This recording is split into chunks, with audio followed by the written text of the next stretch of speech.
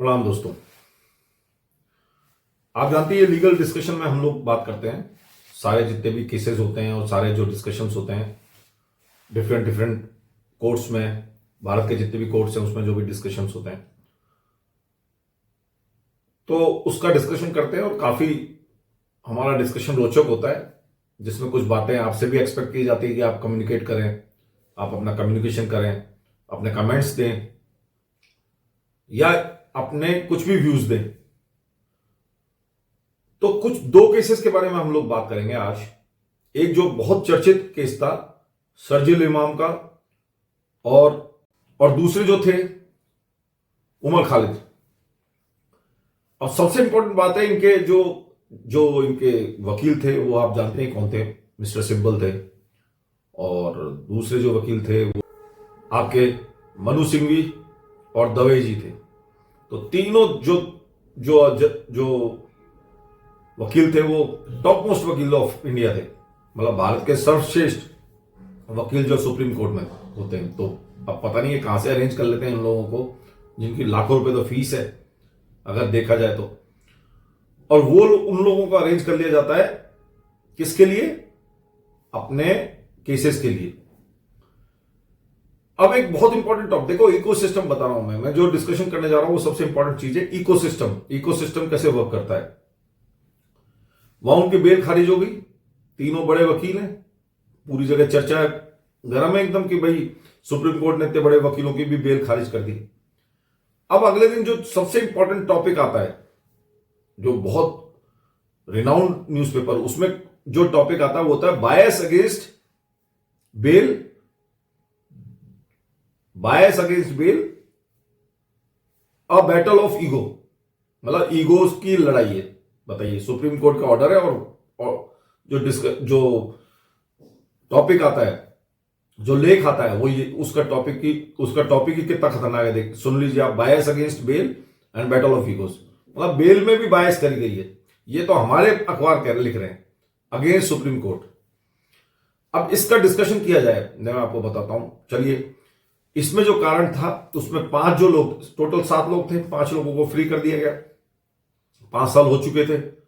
और जो ये 2 लोग थे, इनको मेन जो करता धरता थे, जो उस केस में सबसे इंपॉर्टेंट जो लोग थे, जिन्होंने सारा केस किया, जो सारा क्लैश किया, जो दिल्ली में दंगे भड़काए, उसमें इन 2 का मुख्य हाथ माना गया। इसलिए इन लोगों को बेल नहीं मिली। यहां तक बात आपके समझ में आ गई होगी। अब इससे आगे चलते हैं।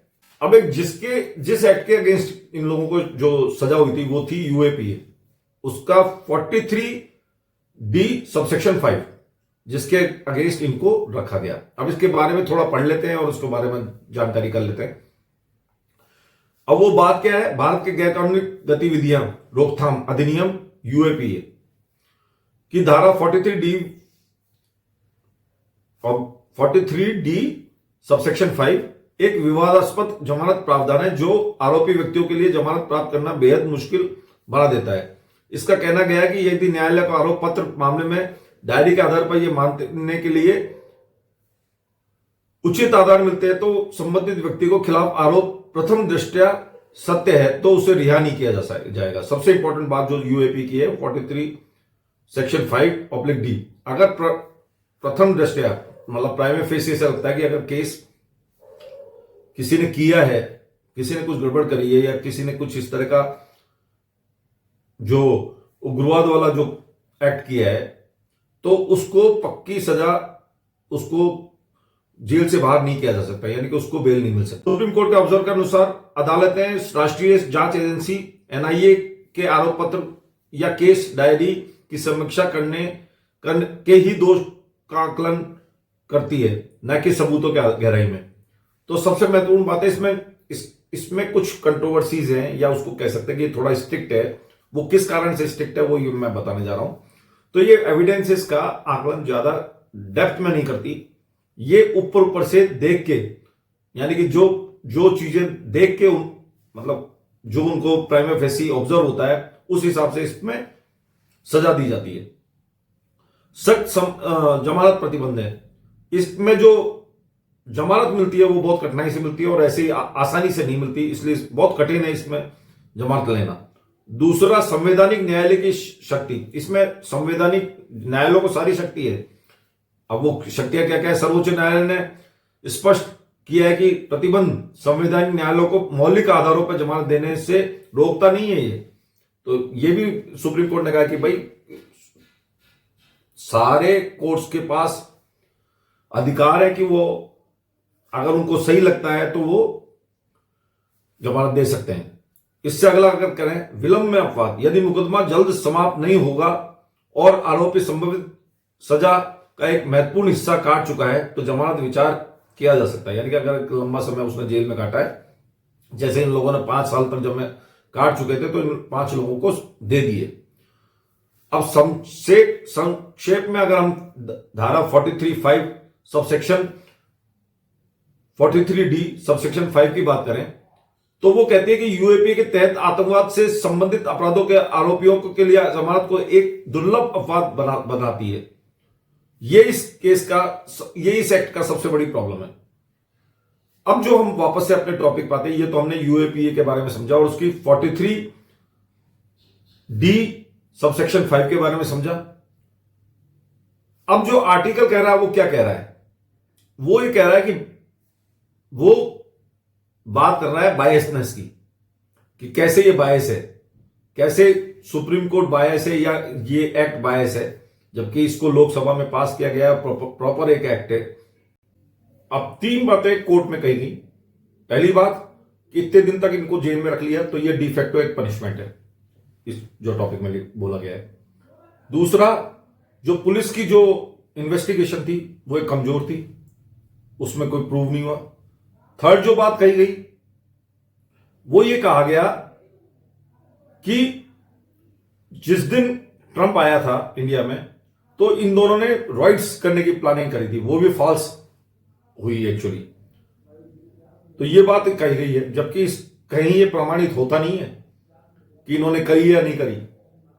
शर्जील इमाम तो आपको पता ही है कि खुलेआम कह रहा था कि चिकन नेक को काट दो और ये कर दो, खुलेआम, मतलब वीडियो तक भी उसके आगे थे। चलिए अब इसको क्लोज करने जा रहा हूं, मैं कंक्लूड करने जा रहा हूं कि निष्कर्ष क्या निकला। निष्कर्ष ये निकला कि कहीं ना कहीं जो पत्रकारिता है या लोग हैं जो कोर्ट के खिलाफ है, जो कहीं ना कहीं देश के खिलाफ है। अब एक छोटा सा युद्ध चल रहा है या एक कॉन्फ्लिक्ट चल रहा है स्टेट में, और स्टेट जिसको एनिमी समझता है यानी कि अपना दुश्मन समझता है, उन दोनों के बीच में, स्टेट और उन जो दुश्मन समझता है इन दोनों के बीच में।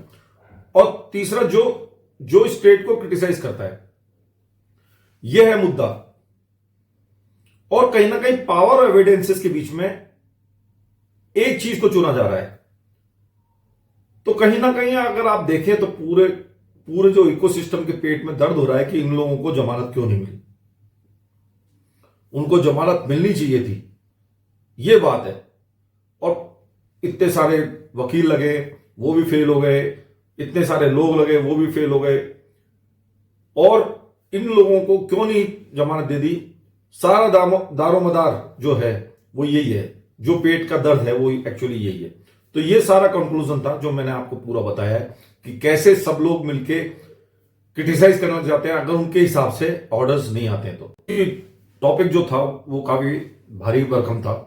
मैंने अपनी तरफ से पूरी कोशिश करी आपको समझाने की। इतना लंबा डिस्कशन कोई करता नहीं है इस टॉपिक पे, एक आम आदमी भी समझे कि क्या चल रहा है देश में, ये मेरा मकसद था। और कहीं ना कहीं लीगल डिस्कशन इस पे बेस्ड था कि आप लोग इसको समझें कि सुप्रीम कोर्ट पे भी कितना प्रेशर होता है किसी बात को मनवाने के लिए। लोगबाग या जो इकोसिस्टम है वो कहीं ना कहीं सुप्रीम कोर्ट की जो एक्टिविटी है, जो उसकी कार्य क्षमता है, उसको भी कहीं ना कहीं अफेक्ट करता है, और सुप्रीम कोर्ट को सुनना पड़ता है इसके बारे में। तो ये महत्वपूर्ण बात थी। और मैं चाहता हूं कि अगर आपकी कोई कमी रह गई हो, अगर मैं समझा नहीं पाया हूं तो उसके लिए मैं क्षमा प्रार्थी रहूंगा। बट कोशिश मेरी यही रही कि आप इसके बारे में समझें, कुछ लीगल बातों जानकारी लें, लीगल बातों को समझें, और इससे ही आपको पूरी बातें समझ में आएंगी। तो आपको देश का, सुप्रीम कोर्ट का, सबका महत्व समझ में आएगा। बहुत बहुत धन्यवाद। आप इसी तरह से मेरे चैनल को लाइक करिए, सब्सक्राइब करिए, शेयर करिए। शेयर करेंगे तो जो लोगों को इसकी जरूरत है, बहुत ज्यादा जरूरत है, तो उनको मिलेगा, तो कहीं ना कहीं उनका भी भलाई होगा। तो बहुत बहुत धन्यवाद। आपका दिन शुभ रहे।